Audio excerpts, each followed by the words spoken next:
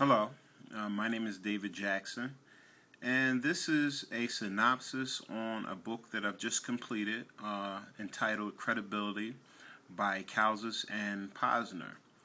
And so just sit back, relax, and I hope you enjoy how much I enjoyed reading this book. In reference to leadership and credibility, leadership is relational, and that's one of the principal things that I found out as a result of reading this book. Most of the times when we think about leadership, we think about the superior subordinate role, whereas though there is a leader in place and then there are people that follow him or her based on the position alone.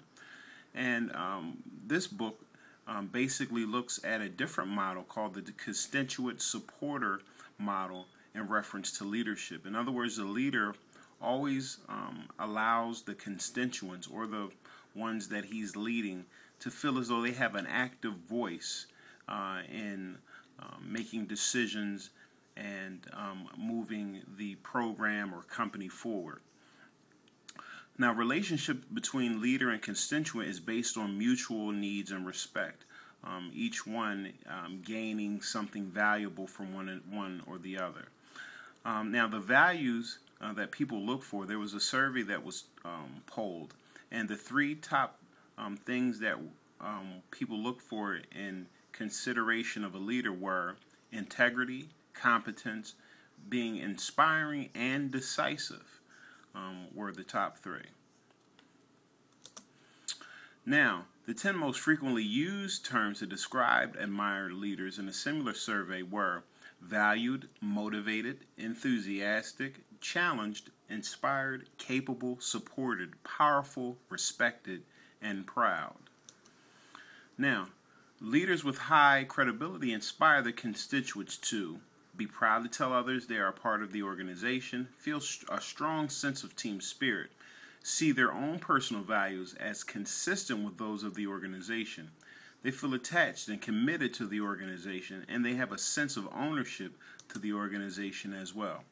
The acronym DWYSYWD, it simply stands for Do What You Said You Would Do. You want to be a person that stands by your word. That's, in essence, what the definition of credibility is. We can define it in these behavioral terms of, if I say something, I'm going to back it up with action. And it's just that simple. Now, judgment of credible is handed down when you do and say what you do and say are consonant and congruent. They line up, they match up. There isn't any inconsistency, and so forth. 6 disciplines of credibility are discovering yourself, appreciating constituents, affirming shared values, developing capacity, serving a purpose, and sustaining hope. And we'll look at these 6 disciplines a little bit further now. Now, in regards to discovering yourself, you must first clarify your own values and standards by which you choose to live your life. In other words, you must be sure of where you're headed, what you stand for. What are your core values? And then after that, it makes it more simplistic to translate those values in the form of guiding principles that you can communicate to your constituents.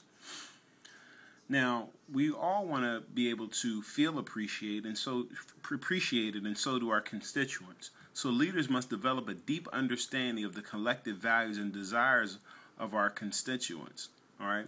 We want them to understand that we understand them. We see them.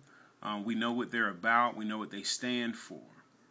Now, we must always be careful for our conversations never to be a monologue, but always a dialogue where we're exchanging ideas, exchanging vantage points, where we differ and where we are similar in thinking.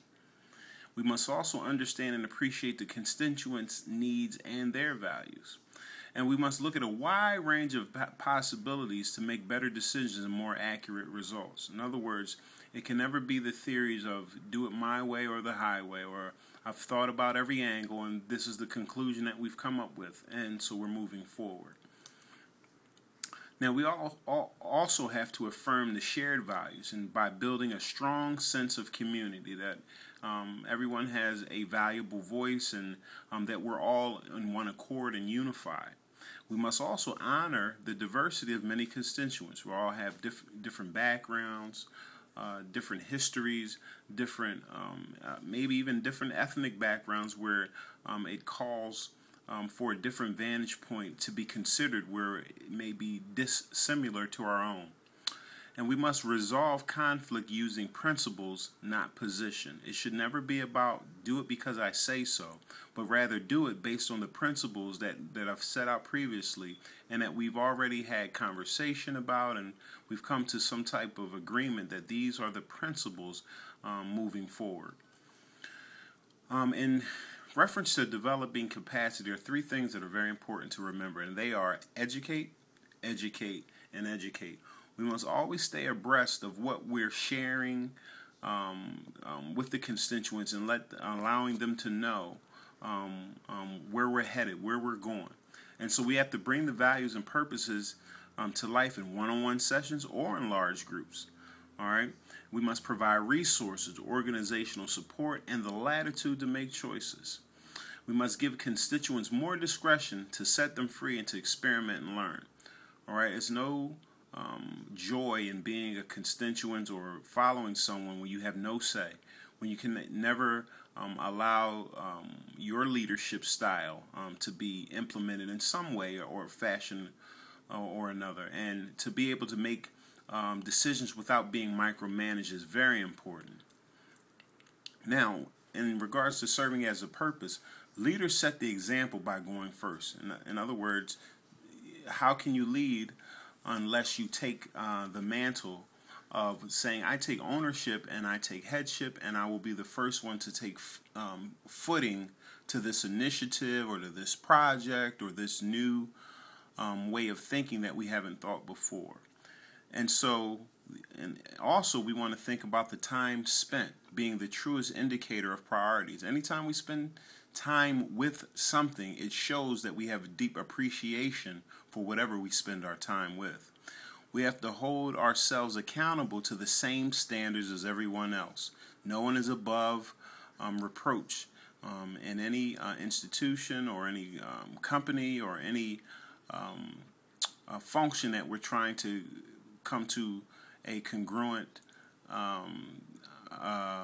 goal. We have to have unity and accountability.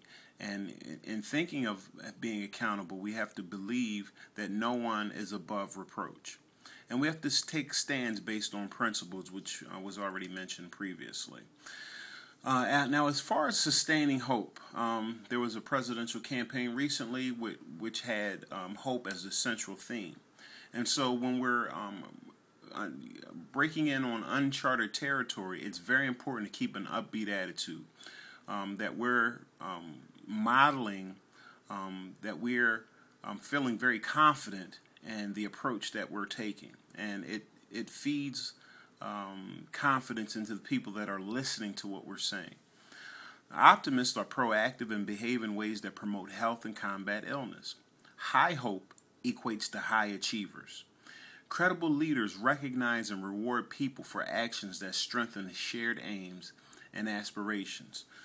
People love to feel as though they've been seen, they've been heard, they've been appreciated for all their effort in moving a project forward, moving a business forward, moving an initiative forward. It helps to foster a sense of pride in their work. And so that is it. That's my brief synopsis of the book Credibility. I hope you've enjoyed what I've said thus far.